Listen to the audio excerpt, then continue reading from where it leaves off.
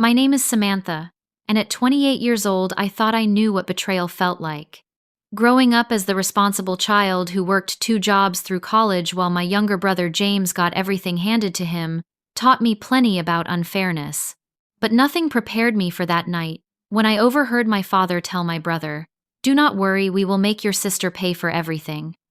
Their plan shattered my world, but what they did not know was that I would not let them take a single penny from me. Before I dive into this heartbreaking story, let me know where you are watching from in the comments. Hit that like button and subscribe if you have ever felt betrayed by the people who should have protected you the most. I grew up in a middle-class suburban neighborhood in Pennsylvania. My father worked as an accountant at a local firm, and my mother was a sales associate at a department store in the mall. From the outside, we looked like the perfect American family with our modest 2-story home, well-maintained lawn, and annual summer vacations to the beach. But inside those 4 walls, a different reality existed. As the firstborn, I was always held to impossibly high standards. My parents expected straight, as perfect behavior and mature responsibility from the moment I could understand instructions. When I brought home an A-, my father would ask why it was not an A+. When I won second place in the science fair in 4th grade, my mother wondered aloud why I could not have worked harder for first place. Then came James, my brother, who was 5 years younger than me. From the day my parents brought him home from the hospital, it was clear he would be treated differently.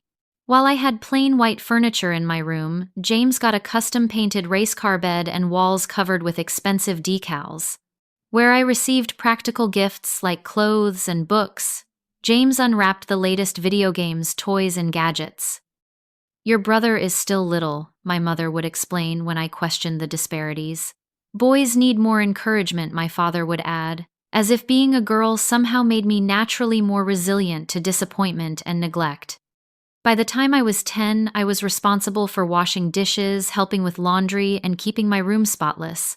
James, meanwhile, left trails of toys and snack wrappers throughout the house without consequence. "Just pick up after him," my mother would sigh when I complained. "He is just being a boy." When I turned 12, babysitting duties were added to my list of responsibilities. I became the unpaid caretaker whenever my parents went out for dinner or to see friends. "You are so mature for your age," they would say as if it were a compliment, rather than an expectation they had forced upon me. The Christmas I was 14 stood out in my memory as particularly painful. I had been asking for a laptop for school for months, researching affordable options and explaining how it would help me with my assignments. On Christmas morning, I unwrapped a second-hand laptop that barely functioned. 2 hours later, James tore open the packaging of a brand new gaming computer that cost 3 times as much as what I had asked for. "Your brother needs it for his games," my father explained when he saw my expression. "And you know those games help with hand-eye coordination and problem-solving." What about my education? What about my needs? These questions remained unasked because I already knew the answers. When I turned 16, I got my first job at a local grocery store, working weekends and summer breaks. Not because I wanted to, but because I needed my own money. I watched as James received generous allowances for simply existing, while I had to work 20 hours a week to afford the basics my parents provided freely to him. "It builds character," my father said about my job, patting me on the shoulder as if he were doing me a favor by forcing me into early adulthood. High school brought even more disparities. When I needed money for a school trip to Washington, D.C. with my history class, my parents told me to use my savings. 6 months later, they paid for James to attend a 2-week computer camp that cost twice as much. "Your brother needs these opportunities for his future," my mother explained. Apparently, my future was not worth the same investment. The pattern continued through every birthday, every holiday, every milestone. James received celebration and rewards, while I received expectations and responsibilities. My achievements were met with nods and quick acknowledgments. His mediocre accomplishments were celebrated with parties and expensive gifts. What hurt the most was not the material differences, though those were substantial. It was the emotional investment my parents poured into James while leaving me to fend for myself. They attended every one of his soccer games, cheering loudly from the sidelines, but missed my honor society induction because something came up at work. They framed his participation certificates and middle school art projects, while my academic awards collected dust in a drawer. Through it all, I watched James transform from a spoiled child into an entitled teenager. He expected things to be done for him, threw tantrums when told no, and developed a concerning lack of empathy for others. By the time he was 18, he could barely do his own laundry or prepare a simple meal. My parents laughed it off as typical boy behavior and continued to coddle him. Meanwhile, I retreated further into myself, building walls around my heart and focusing on the one thing I could control: my own future. I studied harder than anyone in my class, joined every academic club that would boost my college applications, and worked those grocery store shifts with determination, saving every dollar I could. "Why do you always have to be so serious?" my mother would ask when I declined invitations to family movie nights because I needed to study.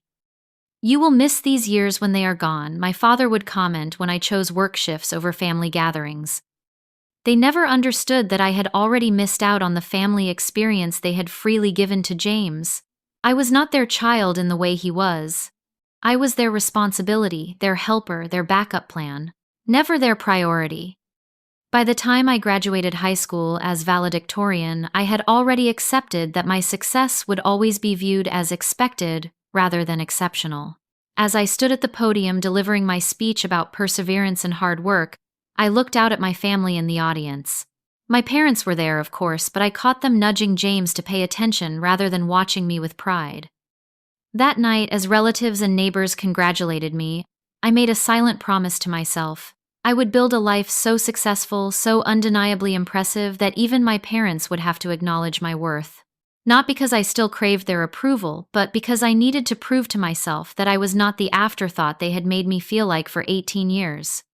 Little did I know that this decision would eventually lead me to the most painful betrayal of all, and ultimately to my freedom. The summer after high school graduation passed in a blur of long shifts at the grocery store and preparations for college. I had been accepted to a respected state university, with a partial academic scholarship that covered about 40% of my tuition. It was a proud achievement, but one that still left a significant financial gap to fill. "We need to talk about college," my father said one evening in July, calling me into his home office.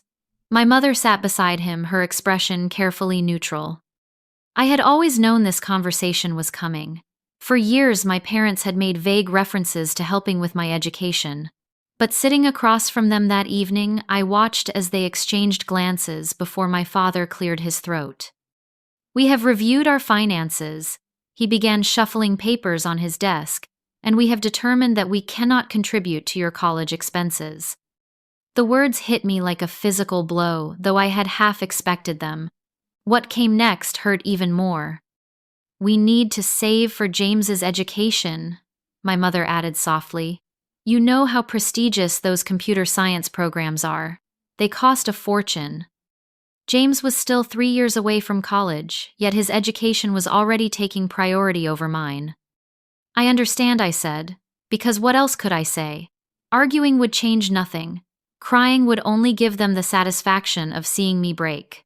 Instead, I asked practical questions about financial aid forms and student loans, taking notes as if this were a business meeting rather than another parental betrayal. That night, I revised my budget spreadsheet and applied for every additional scholarship I could find. I also applied to 3 more part-time jobs near campus, knowing I would need to work at least 20 hours weekly to afford books, housing, and the portion of tuition my scholarship did not cover. By September, I had secured 2 jobs, one at the university library working 15 hours per week, and another at a coffee shop near campus for weekends. Between classes, work, and studying, I averaged about 5 hours of sleep per night that first semester. My tiny dorm room became my sanctuary, the first space that was truly mine. I decorated it minimally with secondhand finds and focused on creating a peaceful environment for the little time I actually spent there. My roommate Alyssa quickly became a friend, often expressing concern about my punishing schedule. "You cannot keep this up for 4 years, she warned me one night, when she found me studying at 3 in the morning after closing shift at the coffee shop. "Watch me," I replied, not looking up from my textbook. The exhaustion was real. There were mornings I could barely drag myself out of bed, nights I fell asleep with my face pressed against my laptop keyboard. I caught every cold that circulated through the dorms that first winter my immune system weakened by stress and lack of sleep. But I never missed a class, never turned in an assignment late, never failed an exam, and most importantly, never asked my parents for a single dollar. They called occasionally brief conversations that focused mostly on James's latest achievements. He had made the varsity soccer team. He had been selected for an advanced computer science program. He needed a new laptop for school projects. "We just bought him the newest MacBook Pro," my mother shared during one call. "It cost a small fortune, but your father says it is an investment in his future." I thought about my own ancient laptop held together with duct tape but said nothing. During my sophomore year, I declared a major in finance, discovering a genuine passion for the subject beyond its practical career prospects. Numbers made sense to me. Financial models did not play favorites or change the rules. There was clarity and fairness in the world of finance that I had never experienced in my family life. I excelled in my classes, earning the respect of professors who began to mentor me and recommend me for internship opportunities. The summer after my junior year, I landed a coveted internship at a financial firm in New York City. The position paid enough for me to afford a tiny sublet and save a small amount of first taste of the financial independence I craved. That internship changed everything. My performance impressed the senior management enough that they offered me a full-time position upon graduation, with a starting salary that seemed astronomical to someone who had been counting pennies for years. When I called my parents to share the news, their response was predictably underwhelming. "That sounds nice, honey," my mother said. "Oh, before I forget, James got accepted to that computer science summer program at MIT. We are so proud of him." By the time I graduated summa cum laude with my finance degree, I had worked thousands of hours across multiple jobs, taken out the minimum student loans possible, and secured a position that would allow me to repay those loans within 2 years if I lived frugally. At 22, I moved to New York City and began my career in earnest. My tiny studio apartment was a luxury compared to the shared dorm rooms and summer sublets I had grown accustomed to. For the first time, I could buy groceries without checking prices on every item, and occasionally treat myself to small indulgences like takeout coffee or a new book. I opened multiple savings accounts, each with specific goals: emergency fund, student loan repayment, future home down payment. Every paycheck was carefully allocated, with the majority going to savings rather than spending. The habits of frugality formed during college were not easily broken, even as my income grew. My hard work at the financial firm paid off quickly. I volunteered for challenging projects, worked longer hours than required, and consistently exceeded performance metrics. My first promotion came after 18 months, followed by another a year later. Each step up the corporate ladder meant increased responsibility but also increased compensation and benefits. By 26, I had repaid my student loans in full, built a 6-month emergency fund, and begun investing aggressively for retirement. At 27, I had saved enough for a down payment on a small but well-located one-bedroom condo in Brooklyn. The day I signed those mortgage papers was perhaps the proudest moment of my life. I had a home that was truly mine, purchased with money I had earned through years of sacrifice and determination. Throughout these years, my relationship with my family remained distant but cordial. I called on birthdays and major holidays. I sent appropriate gifts for Christmas and anniversaries. I visited Pennsylvania once or twice a year for brief, often awkward visits where the conversation revolved around James and his pursuits. James had eventually gone to college, though not the prestigious computer science program my parents had anticipated.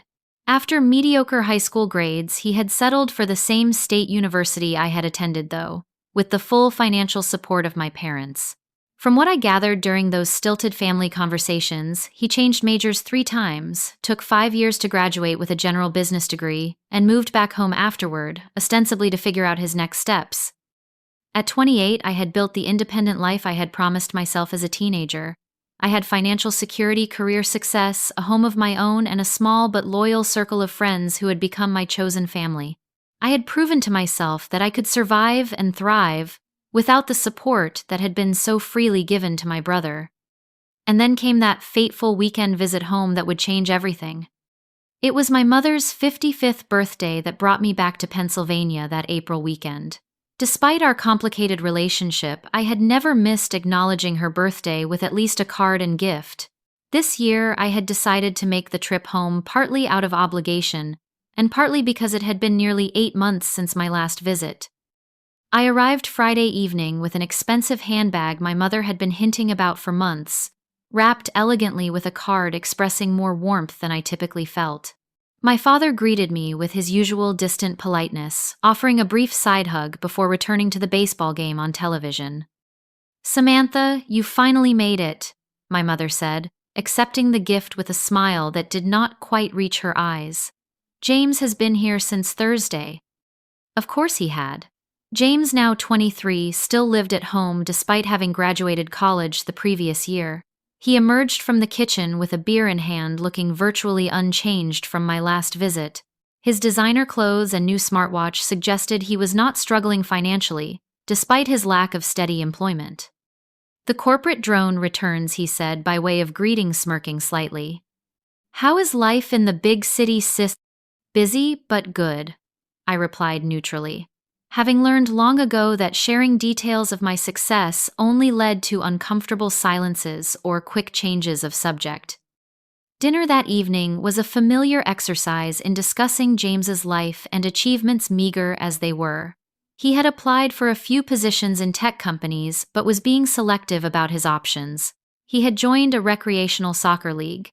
He was considering taking a coding boot camp that would really launch his career. "The program costs $12,000, my mother mentioned, but your father and I think it is a worthwhile investment." I nodded and took another bite of lasagna, thinking about how they had balked at contributing even a fraction of that amount to my college education. After dinner, James disappeared to meet friends at a local bar, while I helped my mother clean up the kitchen. We made small talk about her friends, her garden club activities, the neighbor's new renovation project. It was the superficial conversation of acquaintances, rather than the intimate discussion of mother and daughter. "We will celebrate properly tomorrow," she said as she wiped down the counters. "I have reservations at Giovanni's for 6 o'clock. Giovanni's was the most expensive restaurant in town, a place reserved for truly special occasions. I nodded again, knowing I would be expected to contribute significantly to the bill despite the fact that my parents had made the reservation. By 10:30, the house was quiet. My parents had retired to their bedroom, and I was settled in my childhood room, now converted to a generic guest room, with all traces of my adolescence removed. James had not yet returned from his night out. Unable to sleep in the unfamiliar bed, I decided to go downstairs for a glass of water. The house was dark as I quietly made my way down the stairs, careful to avoid the third step that had always creaked. As I approached the kitchen, I heard the front door open and close, softly followed by hushed voices. James had returned, and it seemed my father had gotten up to speak with him. I froze in the hallway, not wanting to interrupt what sounded like a serious conversation. I was about to turn back when I heard my name mentioned. "Samantha does not need to know," my father was saying, his voice low but clear in the quiet house. "This stays between us." I should have walked away then. Some part of me knew that whatever I was about to hear would change things irrevocably, but I remained rooted to the spot hidden in the shadows of the hallway. "How bad is it?" my father asked. James sighed heavily. "About $40,000 now. The online poker cites the credit cards. It all added up faster than I realized." My breath caught in my throat. $40,000 in debt. How had he managed that while living rent-free with our parents? "Christ, James," my father muttered. "Your mother cannot know the full amount. She thinks it is half that." I know," James replied, his voice taking on the wheedling tone I recognized from childhood when he wanted to avoid consequences. "I messed up, Dad. But I have learned my lesson, I swear." There was a long pause before my father spoke again. "Listen, do not worry. We will make your sister pay for everything." The words hit me like a physical blow. I pressed myself against the wall, hardly daring to breathe. Samantha, James asked, sounding confused but not opposed. "How?" She has that fancy job in New York, that condo. She has money, my father continued, and she owes this family after all we have done for her. All they had done for me, my mind reeled at the audacity of the statement. We will tell her we want to start a family business, my father explained, his voice taking on the confident tone he used when outlining a plan. Something about investing in property or a franchise opportunity. Something that sounds legitimate enough that she will want to be part of it. You think she will just give us $40,000? James sounded skeptical. Not give. Invest, my father corrected. We will have her take out a loan in her name. With her credit score and income, she will easily qualify. We will promise her returns, partnership, whatever it takes. I felt physically ill. They were planning to defraud me, to saddle me with debt, to bail out James from his gambling addiction and irresponsible spending. What if she asks to see business plans, or wants to consult her financial advisors? James asked. My father chuckled. You know your sister, always so desperate for family approval.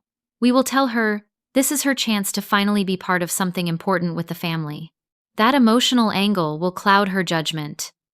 I heard footsteps on the stairs then, and my mother's voice joined the conversation. What are you two discussing so late? She asked, her tone suggesting she already knew. Just talking through the plan for Samantha, my father replied. Oh, my mother said, her voice dropping. Has James told you about the additional credit card? Yes, my father sounded resigned. 40,000 total.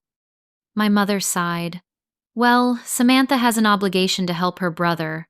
Family helps family. She has done well for herself, and it is time she contributed back. Exactly, James agreed, his voice suddenly animated. She is always going on about her job and her condo. She can afford it. She will be here all weekend, my father said. I will bring up the business idea tomorrow after dinner, plant the seed. We can work on her over the next few months, have her sign the loan papers by summer. She always wants to feel included, James added with a laugh that made my skin crawl. She will probably jump at the chance to finally be part of the family business. I had heard enough. Moving as silently as possible, I retreated up the stairs and back to the guest room, closing the door without a sound.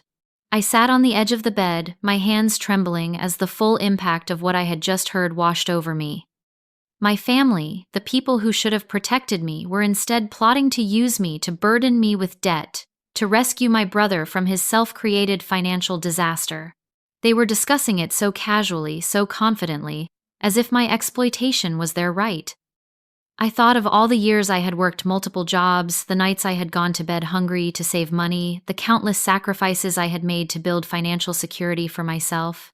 And they planned to take it all away with one manipulative scheme. In that moment, something broke inside me. The last lingering hope that my family might someday see my worth, might someday treat me with the same care they had always shown, James vanished completely.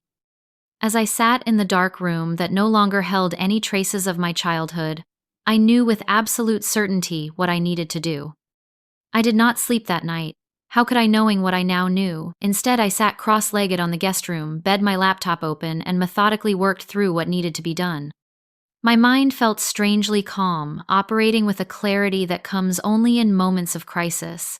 The shock and hurt were there lurking beneath the surface, but I pushed them aside to focus on protecting myself. First, I reviewed my financial situation.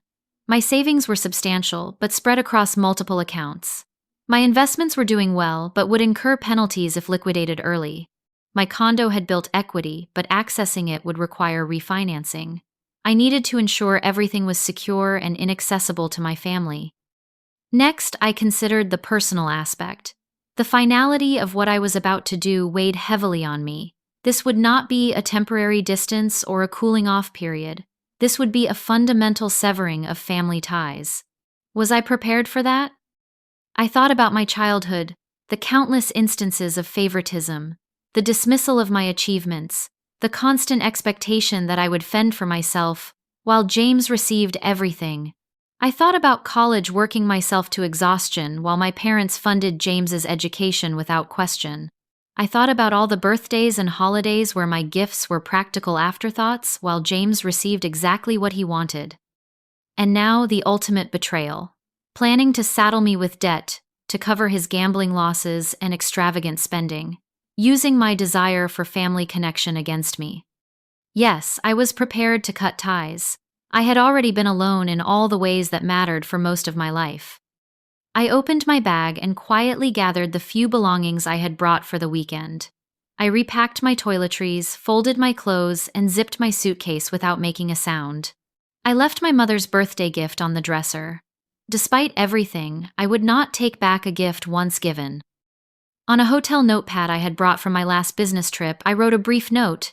Had an emergency at work. Had to return to New York immediately. Happy birthday, Mom. No apology, no elaboration. They would assume I had left in the morning, giving me valuable hours before they realized I was gone. Then I settled in to wait. I needed the house to be deeply asleep before I made my move. At 2:30 in the morning, I finally heard James return from wherever he had gone after his conversation with our parents. His heavy footsteps passed my door, followed by the sound of his bedroom door closing and locking. By 3, the house was silent, except for my father's distant snoring. I picked up my suitcase, slipped my feet into my shoes, and eased the guest room door open. The hallway was dark, but I knew this house well enough to navigate without light. I crept down the stairs, avoiding the creaky third step, and made my way to the front door. For a moment I paused in the entryway, looking back at the darkened house that had never truly been a home to me. This would likely be the last time I stood here. The thought brought no sadness, only a sense of long overdue liberation. I slipped out the front door, closing it gently behind me. My rental car was parked in the driveway, and I thanked my earlier self for choosing to rent a car rather than letting my parents pick me up from the airport as they had offered.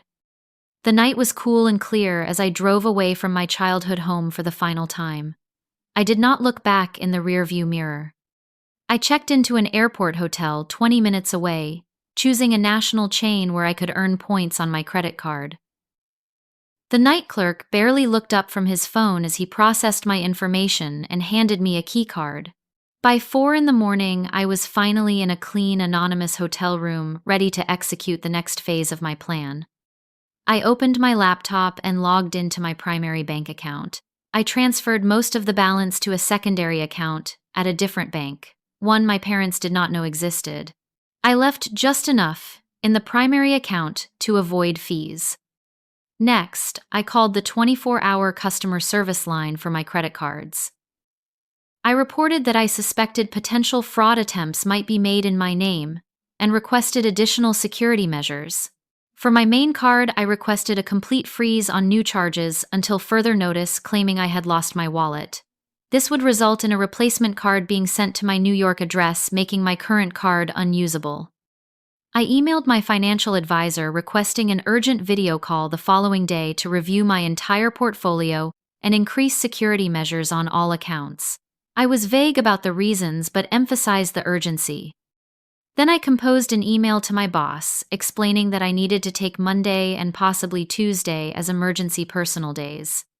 I had ample vacation time saved and my team could handle my projects for a few days. Finally, I searched for an attorney in New York who specialized in financial security and identity protection. I found a highly rated firm that offered weekend consultations and sent a detailed inquiry through their website. By the time I finished week morning, light was filtering through the hotel curtains. I was exhausted but still too wired to sleep. I ordered room service breakfast and sat by the window watching the sunrise as I contemplated the new reality I had created overnight. My phone began buzzing around 9. First, a text from my mother asking where I had gone, then another more concerned, then calls first from her, then from my father. I silenced the notifications without reading or listening to their messages. Around 11, I checked out of the hotel and headed to the airport. I had changed my flight to the earliest available, paying the change fee without hesitation. As I waited at the gate, I finally allowed myself to process what had happened. The hurt was profound, a physical ache in my chest that made it difficult to breathe. Not because I had lost something I had, but because I had finally accepted I never had it to begin with. My family had never seen me as someone to love and protect, only as a resource to exploit. I boarded my flight to New York with a strange mix of grief and determination. By the time the plane touched down at LaGuardia, I had made peace with my decision. I would protect myself because no one else ever had. As I unlocked the door to my condo that evening, I felt a profound sense of homecoming. This space, purchased with my own hard-earned money, represented everything I had built for myself despite my family's lack of support. I dropped my suitcase in the entryway and moved through the familiar rooms, touching furniture and belongings that were truly mine. Then I opened all the windows, letting the cool evening air sweep through the space, symbolically clearing out the last vestiges of my family's toxic influence. Tomorrow would bring practical challenges, meetings with financial advisors, and attorneys' security measures to implement a new life to build.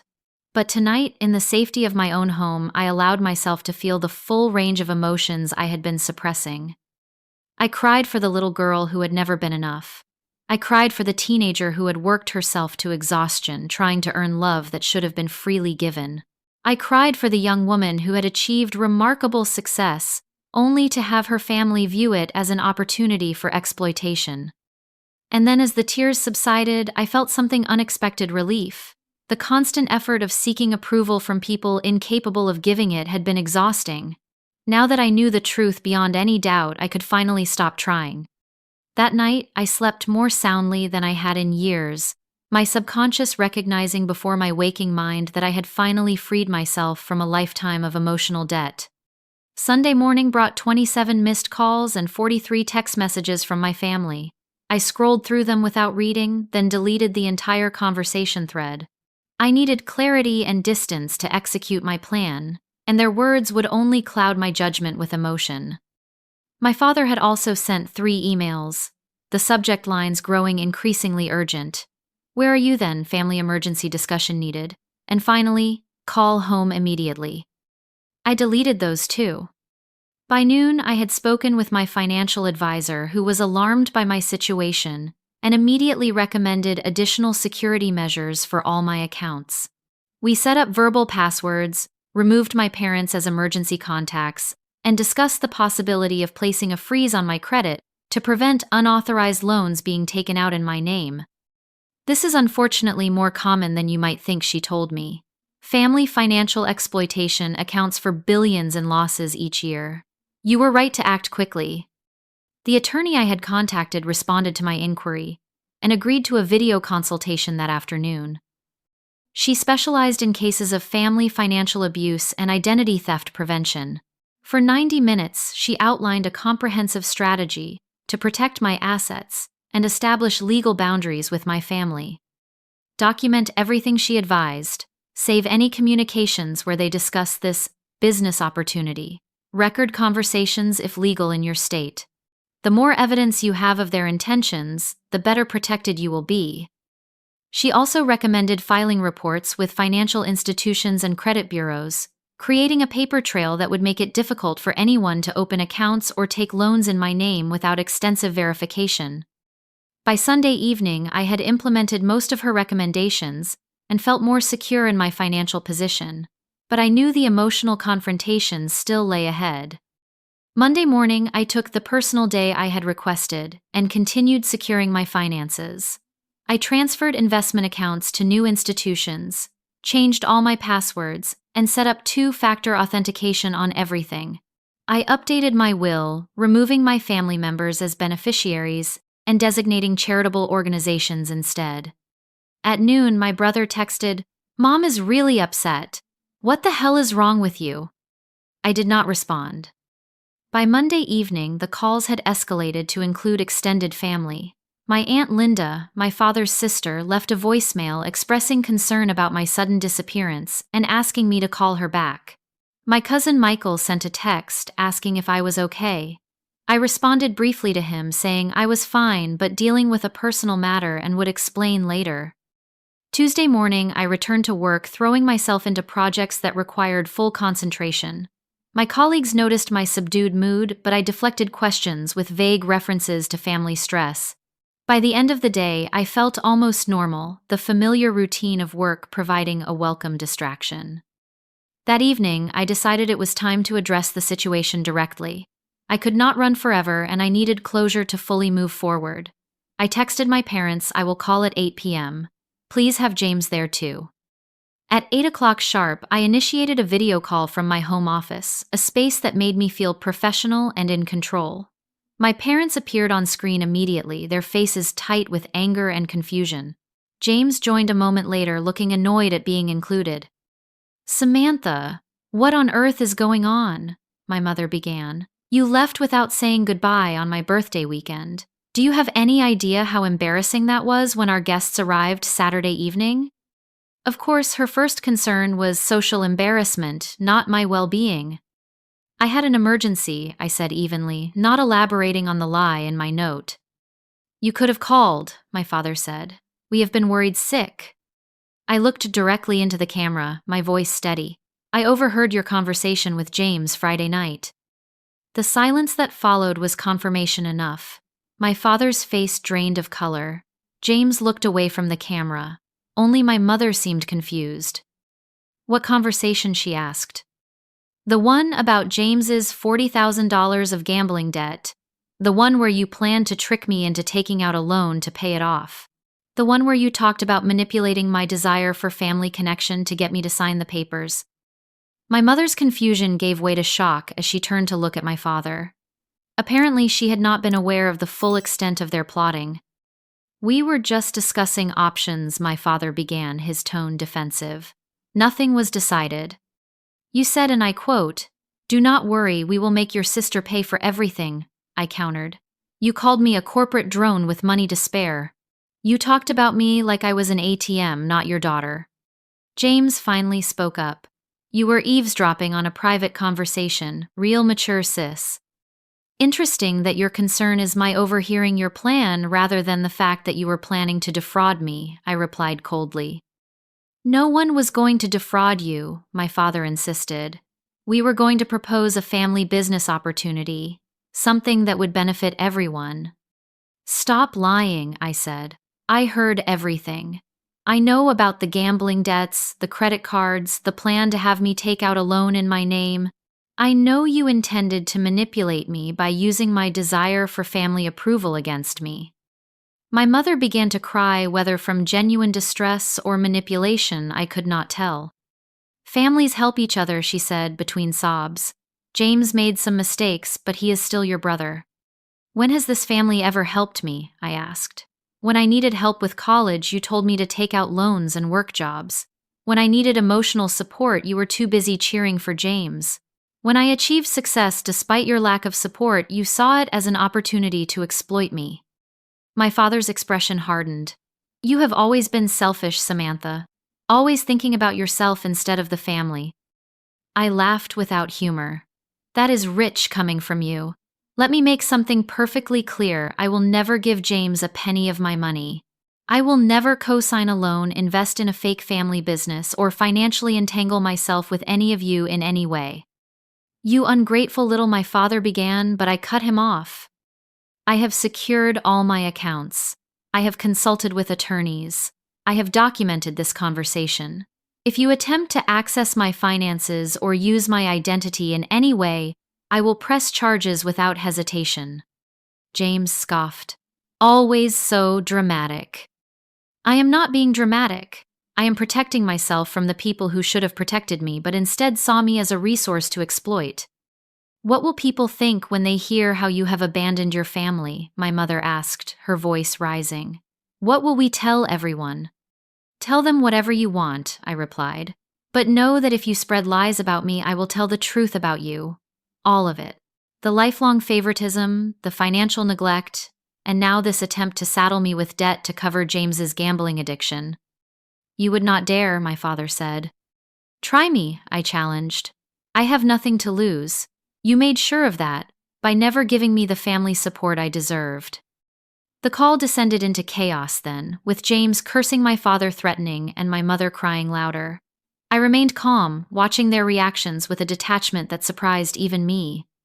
This conversation is over, I said finally. Do not contact me again unless you are ready to apologize and accept that I will never provide financial assistance to any of you.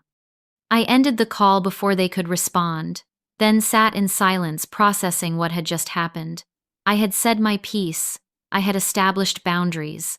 I had stood up for myself, perhaps for the first time in my life. My phone immediately began buzzing with calls and texts, but I ignored them all. Instead, I opened my laptop and wrote a detailed account of the conversation, while it was fresh in my memory, saving it to the folder of documentation my attorney had advised me to maintain. Then, I blocked my family's numbers and email addresses. It was a temporary measure, giving me space to breathe and think, without their constant attempts to manipulate me. I could always unblock them later if circumstances changed. That night I slept fitfully, my dreams filled with arguments and accusations. But when I woke the next morning, I felt stronger, more centered. The confrontation had been necessary, a lance to drain a festering wound that had been poisoning me for years. I was ready to begin healing. Within days of our confrontation, the fallout began. My father's sister, Aunt Linda, called to tell me how disappointed she was in my selfish behavior. My mother's brother wanted to know why I was abandoning the family during a difficult time. Cousins I had barely spoken to in years suddenly had strong opinions about my character and choices. It became clear that my parents had wasted no time spreading their version of events. Ungrateful daughter refuses to help brother in need, then cuts off all contact with loving family who had given her everything. At first, I attempted to explain my side briefly, but the responses made it clear that minds were already made up. Family loyalty ran deep, and few were interested in considering that the people they had known for decades might be capable of such manipulation. After a week of draining conversations that went nowhere, I decided on a different approach. I drafted a detailed email laying out the facts of my childhood, my self-funded education, and the conversation I had overheard. I did not embellish or exaggerate. The truth was damning enough. I sent this email only to the family members I truly cared about: my grandmother Rose, who had always shown me kindness, my cousin Rachel, who had been something of a friend during childhood summers, and my uncle David, my mother's younger brother, who had occasionally noticed and commented on the disparity in how my brother and I were treated. I do not expect you to take sides, I wrote in closing. I only ask that you consider there might be more to this story than what you have been told. I have removed myself from a harmful situation, and I hope you can respect that decision, even if you do not fully understand it. The responses surprised me. My grandmother called the next day, her voice shaking with emotion. I always saw how they treated you differently, she admitted. I said something to your mother once years ago, but she dismissed me. I should have been more persistent. I should have done more to protect you. Rachel replied with a simple message. I believe you. She shared her own observations of family gatherings, where James received attention and praise while my achievements were minimized or ignored. Uncle David's response was the most unexpected. He invited me to lunch and over pasta at a quiet restaurant, revealed that he had recently cut contact with my mother for similar reasons. Your mother and father have always had a blind spot when it comes to James, he said. I am not surprised it escalated to this. You did the right thing protecting yourself. These small validations were healing bright spots in what was otherwise a difficult period of adjustment. While I had been functionally independent from my family for years, the finality of this break brought unexpected waves of grief. Not for what I had lost, but for what I had never had: parents who protected rather than exploited me, who celebrated rather than utilized my success. At work, I threw myself into new projects, volunteering for challenges that required intense focus and long hours. My boss noticed my increased dedication and mistook it for ambition rather than distraction. Whatever has lit this fire under you, I am all for it, he said during our monthly review. Your performance has been exceptional. The praise felt good, a reminder that in my professional life, hard work and integrity were recognized and rewarded in ways they never had been in my family. In my personal life, I made a conscious effort to strengthen relationships with friends who had shown themselves to be trustworthy and supportive. I had always kept people at a certain distance, a habit formed from years of emotional self-protection. Now I allowed myself to be more vulnerable, sharing more of my true thoughts and feelings. Lisa, my closest friend since college, had always sensed there was something complicated about my family situation, even though I rarely discussed it. I always thought it was strange how little you talked about them, she said. when I finally shared the full story over dinner one night. Now I understand why. 3 months after the confrontation, I decided I needed a complete change of environment. My company had an opening in their San Francisco office, and I applied for a transfer. The move would mean a lateral shift rather than a promotion, but the opportunity to build a life in a new city thousands of miles from my past was too appealing to ignore. When my transfer was approved, I sold my condo for a modest profit and prepared to relocate to the West Coast. The process of sorting through my belongings, deciding what to keep and what to discard, became a metaphor for the emotional work I was doing. Old mementos from my childhood and family went into a box that I stored rather than displayed, not discarded completely but no longer taking up space in my daily life. San Francisco offered a fresh start. I found a bright apartment with a view of the bay, joined a hiking club to explore my new surroundings, and established a routine that prioritized both professional growth and personal well-being. In my new city, I also found an unexpected resource, a support group for adults from dysfunctional families. The first meeting was uncomfortable, sitting in a circle with strangers, admitting aloud that the people who should have loved me most had instead seen me as a resource to exploit.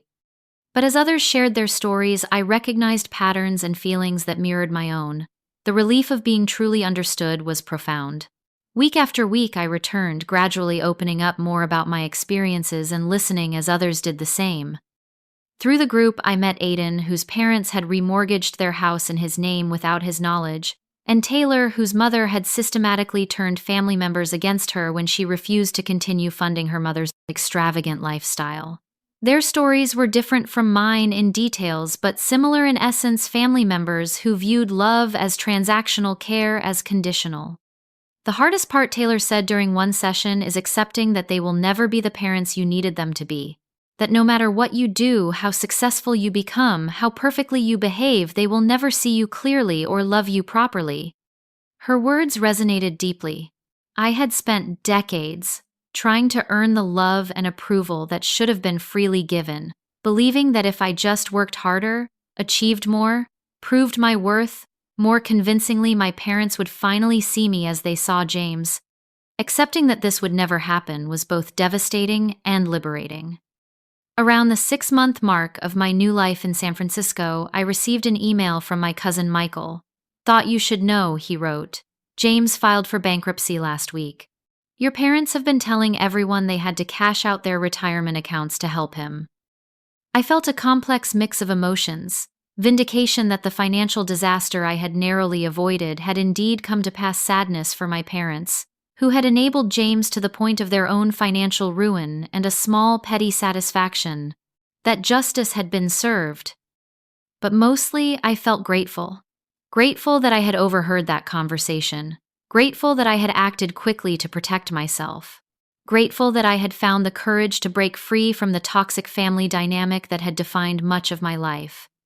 1 year after my move to San Francisco, I was promoted to team leader, managing a small group of financial analysts. My apartment had become a home filled with plants, art I loved, and furniture chosen for comfort rather than status. I had made real friends, people who valued me for who I was, rather than what I could provide.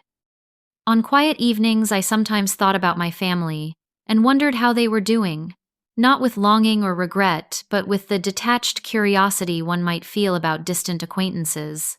They had shaped my early life for better and worse, but they no longer determined my happiness or defined my future. I had built something precious, a life entirely, my own, free from exploitation and emotional manipulation. It had come at a high cost, but as I watched the sunset over the bay from my window, I knew without doubt that it had been worth it. 3 years passed with remarkable speed. My life in San Francisco developed its own rhythm and richness. I was promoted again, now managing a larger team and handling significant client relationships. My apartment, once a refuge, had become simply home, filled with memories of dinner parties with friends, quiet mornings with coffee and books, and the comfortable routines of a life well lived. I had dated casually, though. I approached relationships with caution. The therapist I had begun seeing shortly after moving helped me recognize how my family experiences had shaped my attachment patterns, my tendency to give too much while expecting too little in return. Slowly, I learned to establish healthier boundaries to recognize my own worth and to expect reciprocity in relationships. My volunteer work became an unexpected source of fulfillment. Once a month, I taught financial literacy workshops for young women from disadvantaged backgrounds. Helping them understand money management, credit building, and investing gave me a sense of purpose beyond my career success. "You explain this stuff like someone who had to learn it the hard way," one participant told me after a session on predatory lending. "I did," I replied simply. The contact with my family remained minimal. My grandmother called on my birthday and holidays.